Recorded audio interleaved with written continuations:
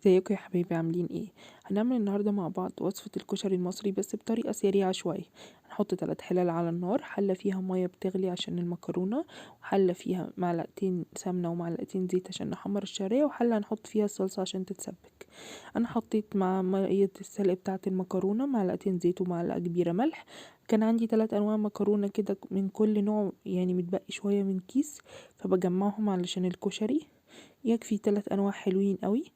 في الوقت ده هكون حاطة كام معلقة من العدس، يعني اللي كان موجود معايا ربع كوباية من العدس بجبة، العدس البني ده في مية مغلية.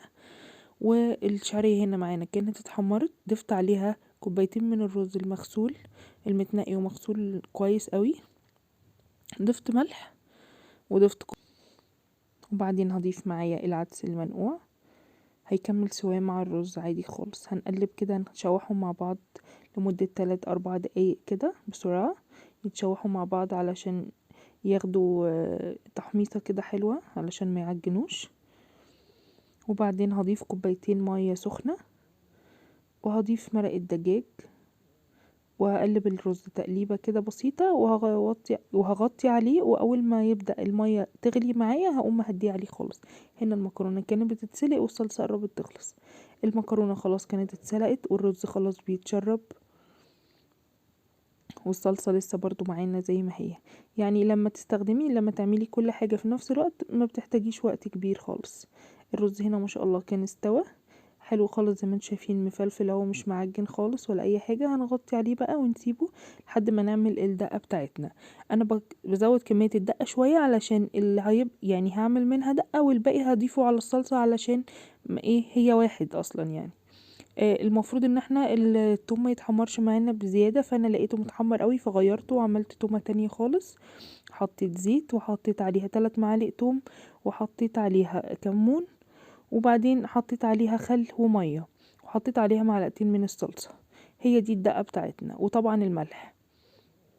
اخدت الكمية اللي هستخدمها للاكل، والباقي ضفته على صلصة الكشري. هنا خلاص كان كل حاجة خلصت.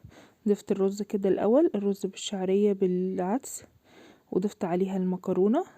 المكرونة هي ال3 انواع مع بعض، مفيش حاجة معجنة في بعضها ولا حاجة داخلة في بعضها، عادي خالص ما تخافوش منها.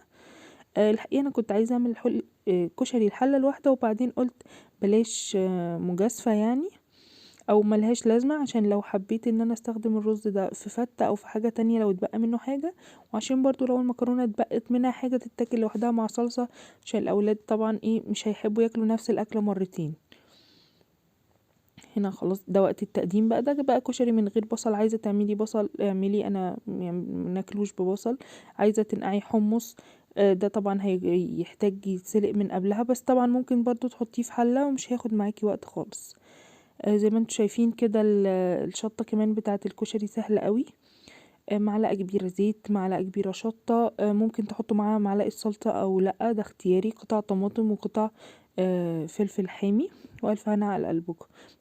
ما تنسوش تشتركوا في القناة، هتلاقوا وصفات حلوة قوي هتعجبكم، ولايك وشير، ولو حد عايز يسأل عن اي حاجة الكومنتات مفتوحة.